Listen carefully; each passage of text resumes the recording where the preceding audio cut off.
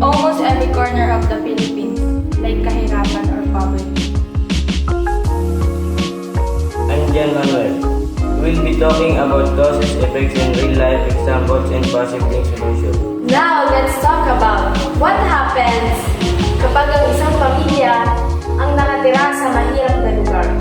Let's start sa kawalan ng sapat na pagkain at kalusugan. May kakilala akong isang pamilya, si Mang Roberto at Aling Nina. May 3 anak. Minsan, hindi sila kumakain ng tanghalian para makakain sila ng gabi. Umaasa sila sa lugaw o instant noodles na mura pero walang sustansya. Their youngest child is underweight. This malnutrition affecting physical and mental development. And that leads to hindi ligtas na tahanan. Mang Roberto's family lives in a small, overcrowded area. They're afraid. Walang malinis sa tubig, walang maayos sa banyo, at minsan walang kuryente. Paano makakapag-aral ang mga bata kung madilim at marami ang paligid? And another big effect is limitadong pagkakataon para umunlad. The kids can join sports or art classes that hindi kayang bayaran. They don't have access to computers or internet, which are so important now for learning.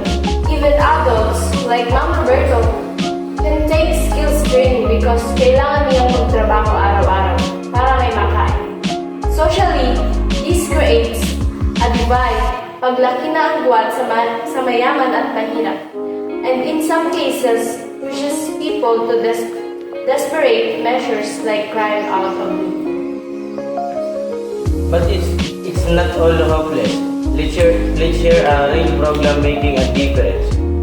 The RCF Mechanization program is designed to empower farmers, cooperatives, and associations, FCAS, and local government units and LGUs by improving farming efficiency and overall agricultural productivity. A key focus of the program is ensuring that beneficiaries are well versed in the proper use and maintenance of farm machinery, which will guarantee long-term benefits and sustain productivity for farmers. That's inspiring. Here are some solutions we can push for. Like edukasyong abot kaya, more scholarship, free school supplies, and alternative learning system for kids who can attend regular school. Pagpapaunlad ng mga lokal na negosyo or support local businesses. Government should help small entrepreneurs with low-interest loans and training. For example, tulong sa mga magsasaka para maibenta ang kanilang ani sa mas mataas na presyo. Mga programa para sa kalusugan at tahanan or health and housing program. More rural health centers and socialized housing projects with clean water and electricity. And we can do all our part. Maging bahagi ng bayanihan.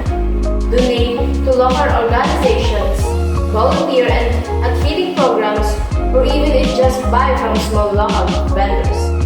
Every little bit helps. For example, here in Vinsons, groups like local government units at Dole Tupad, and they offer 15 days clean drive para sa mga kababayan na kailangan ng tulong financial. So to wrap it, poverty is complex but it's not impossible to solve.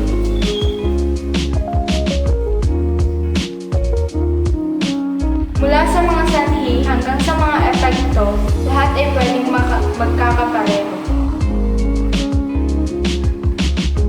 By working together, government, communities, and individuals, we can break the cycle.